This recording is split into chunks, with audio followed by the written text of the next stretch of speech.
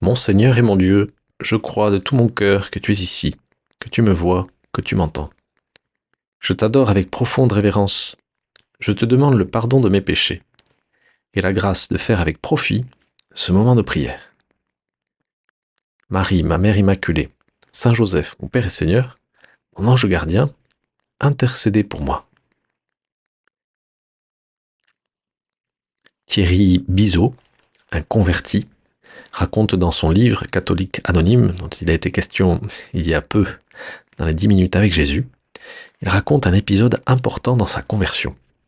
Alors qu'il allait à des séances de catéchisme, toujours un petit peu à reculons, parce qu'il était intéressé, mais en même temps il avait un peu peur. Et un jour, le prêtre aborde le thème du péché. Et voilà la question qui fait mouche dans le cœur de Thierry. Quand vous avez péché, vous voyez bien que vous avez brisé le lien individuel qui vous unissait à Dieu, dit le prêtre dans sa séance de catéchisme. Vous le sentez, un point c'est tout. Il n'y a pas de discussion. Vous n'avez pas besoin d'un prêtre pour savoir que vous avez péché. Même un enfant est capable de le ressentir. Et soudain, un souvenir jaillit dans le cœur et la mémoire de Thierry. Il a 7 ans. Sa mère l'a envoyé acheter un citron à l'épicerie du coin. Il arrive dans la boutique, dans l'épicerie, il demande son citron. Gianni, le bon épicier, va chercher son citron dans l'arrière-boutique. Et là, le jeune Thierry se retrouve dans l'épicerie avec devant lui un bocal rempli de caramel. Il est tout seul. Alors il s'approche à petits pas, les mains dans les poches, l'air de rien, la gorge serrée, le souffle court. Et sans réfléchir, dit-il, j'ai dévissé le couvercle en fer blanc. J'ai plongé tout mon bras dans l'immense bocal et j'ai chipé un caramel mou que j'ai fourré dans la poche de mon petit short, le cœur battant. Quelques instants plus tard, le bon épicier arrive avec son citron et lui propose un caramel. Alors Thierry le remercie en balbutiant. Je suis retourné chez moi sans courir. Toute ma gaieté naturelle s'était évaporée. J'ai eu soudain l'impression d'avoir été abandonné à mon triste sort, en rase campagne. Je suis resté seul un moment dans l'escalier, interdit, mes citrons à la main, et j'ai compris que le monde pour moi ne serait plus jamais tout à fait le même. Voilà l'expérience du péché d'un jeune enfant qui l'a marqué profondément à tel point que 40 ans plus tard, pratiquement, bien ce souvenir bien lui revient à la mémoire. Et la honte demeure des années plus tard d'avoir trompé la confiance du bon épicier Gianni, qui n'aurait jamais soupçonné le vol de ce jeune enfant. Et c'est pourquoi il lui propose et lui offre ce cadeau de bon cœur. Et pourquoi cet enfant est-il triste en sortant de l'épicerie? Pourquoi nous sommes tristes quand nous péchons? Mais parce que nous avons rompu le climat de confiance, de par notre faute, entre nous et le petit épicier, entre nous et toi, mon Dieu, qui a toujours confiance en nous et veut toujours notre bien. Tu es bien plus généreux que ce bon épicier qui donne un caramel pour faire plaisir à ce garçon. Toi, tu nous donnes la vie, tu nous fais confiance, tu nous donnes des talents, tu nous donnes eh bien euh, toute ta grâce dont nous avons besoin. Et nous, parfois, nous en abusons. Et nous cassons l'alliance que tu as scellée avec nous. C'est l'histoire que nous lirons dans la première lecture de la messe d'aujourd'hui. L'histoire d'Adam et Ève et de leur péché originel et des conséquences de ce péché. Une fois qu'ils ont désobéi à toi, Seigneur, bien ils ressentent un vide immense, ils se sentent tout nus, ils ressentent cette tristesse d'avoir rompu ce pacte d'alliance avec le Créateur. Et Dieu leur promet quand même de rétablir cette alliance. Alors ça va prendre du temps. Ça va prendre toute l'histoire de l'Ancien Testament jusqu'à Jésus. Mais déjà, bien le Seigneur parle bien d'un rédempteur qui sera de la descendance d'une femme. Et nous y voyons l'image de Marie, d'une femme dont la descendance va écraser la tête du serpent. Et ensuite, à la fin de la première lecture, il y a un passage un peu mystérieux où le Seigneur parle de deux arbres qu'il y a dans ce jardin d'Éden. L'arbre de la connaissance du bien et du mal, l'arbre sur lequel Adam et Ève ont pris le fruit défendu, et qui est le péché originel, cause de tous nos malheurs, et un deuxième arbre, l'arbre de vie.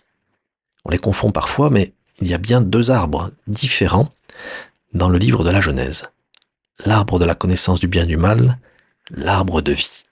Et comme Adam et Ève ont désobéi au Seigneur, et comme cette désobéissance a eu beaucoup de conséquences, et que la mort entre sur terre, le Seigneur prend des mesures pour que Adam et Ève, cette fois-ci, ne prennent pas du fruit de l'arbre de vie.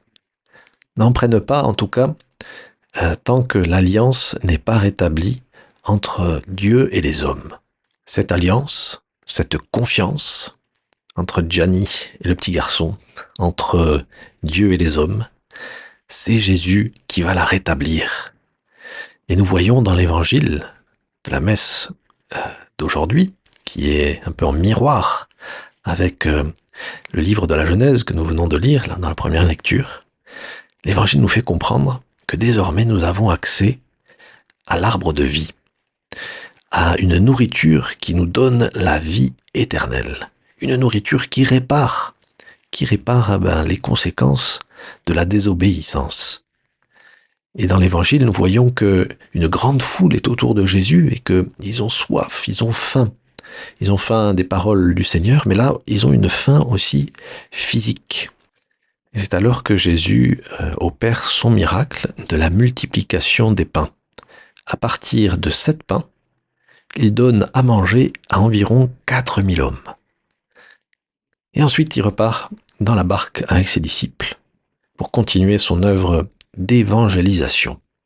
Oui, Seigneur, en venant sur terre, tu es venu nous redonner accès à l'arbre de vie, c'est-à-dire à la vie éternelle.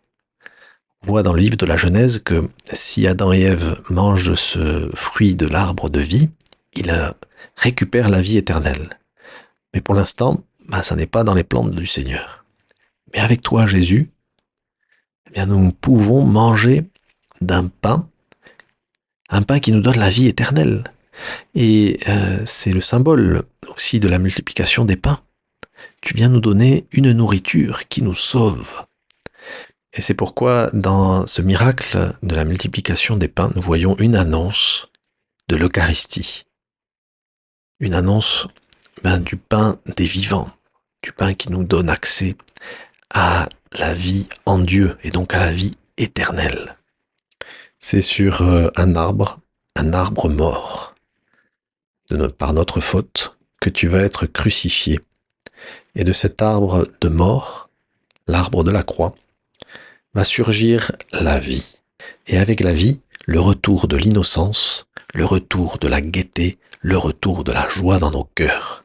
Parce que, en plus de l'Eucharistie, va jaillir de ton cœur ouvert l'eau et le sang, qui sont l'eau et le sang de ta grâce, de tous les sacrements, et notamment du sacrement de la confession, qui nous permet de rétablir cette confiance entre toi et nous, quand nous avons péché.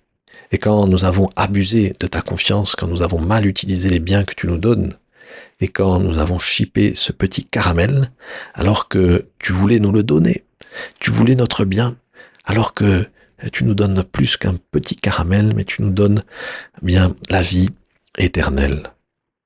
Merci Seigneur d'avoir établi l'alliance qui nous unissait avec toi.